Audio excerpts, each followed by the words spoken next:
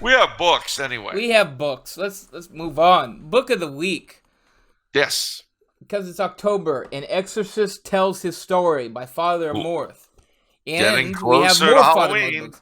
An Exorcist, more stories by Father Amorth. And yet another book, An Exorcist Explains the Demonic by Father Amorth. I like these books, especially for October. There are a lot of important takeaways from these books. First off, I feel they're especially important in an age that simply does not recognize evil. That No. you're dealing with priests who, check in day out, and they're face to face with evil. They actually treat evil like it's real, right? Which means trying not to be part of it themselves. Right. So one of the biggest takeaways that Father Amorth talks about is the power of confession, which was so surprising. That was probably one of the most surprising things about the book, where he says that the rite of exorcism is so exalted, when really confession is exponentially more powerful. Oh. And that struck me so hard.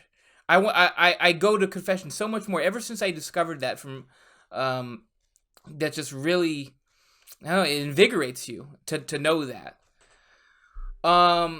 And even though I think now they say Father Amorth went to the Novus Ordo, is that correct?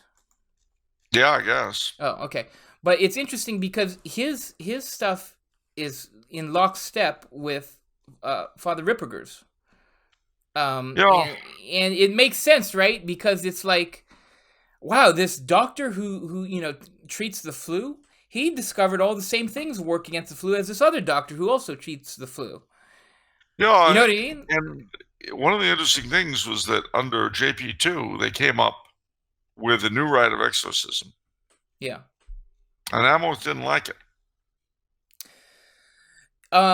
Yeah, I heard Father Ripperger's take on it too. He said the old rite is more effective, except in there was a special case where the new rite was somehow more effective.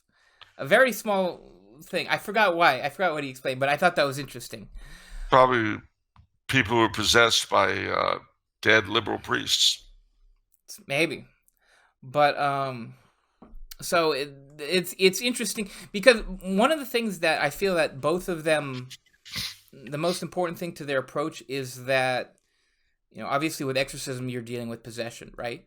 But they treat all diabolic influence as diabolical influence, which means temptation is another way that the devil is trying to get control of you, like possession.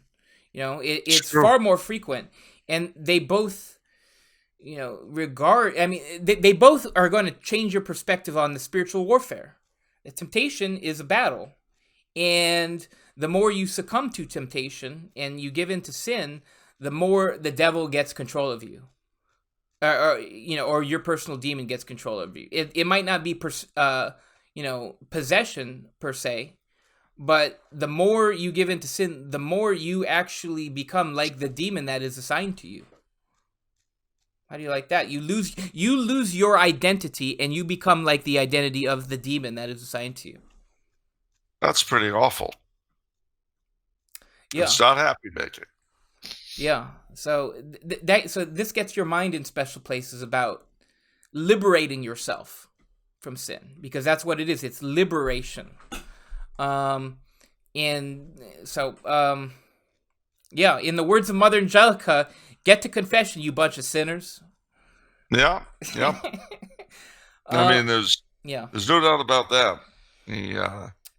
And since we're talking about exorcists, and I'm sure we have new audience people, I always like your story about when you've talked to the Sri Lankan Exorcist. Yeah. Can you tell that for everyone? Well, sure. He's dead now, Father Flavian Villagamutta. He's a Claretian, and he was the Archdiocesan exorcist in the Archdiocese of LA. Well, he had a very pleasant way of speaking, very amusing man. And I remember he was saying to me, in my country of Sri Lanka, we have many possessions. Devil worship everywhere. It's terrible. In this country, nothing like. I performed only 8 exorcisms last year. And I'm looking at him. Only 8. He says, you have to go on what is called the Black Fast. 40 days without anything but bread and water. Because if you come in to see the devil and you have eaten, he will say, what are you, some holy man with your belly all filled with food? The importance of the fast cannot be underestimated. And so I said, well, gee, can you describe anything you've seen? He says, well, yes. The last one I did, this was on a particular occasion, was in Long Beach, California. I went into the apartment and the little girl was under the table spinning around like a top. And, I'm telling it, and it's funny. When he said it, there wasn't the slightest bit of humor. It was just deadpan, matter of fact.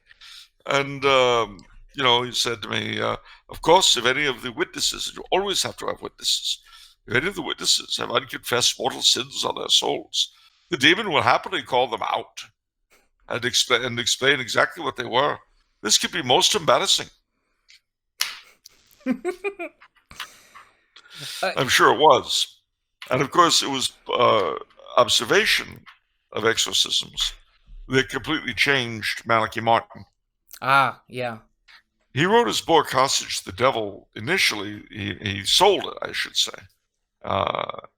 with the idea that he was going to debunk exorcisms and possession. Well, that's not what happened. As he said, when he started the book, he was a garden variety liberal Jesuit. And when he ended the book, he'd had his eyes opened. He had not been a wonderful person before that time, I can tell you. But it had a huge effect on him. So it's interesting from your story. Again, it shows the power of confession, that confession is doing something that's very real, that it's blocking the demon from seeing what's going on. He's losing his grip on you by going to when you go to confession. It's true. The more you go, the less power he has. And the same is true for communions you make having confessed.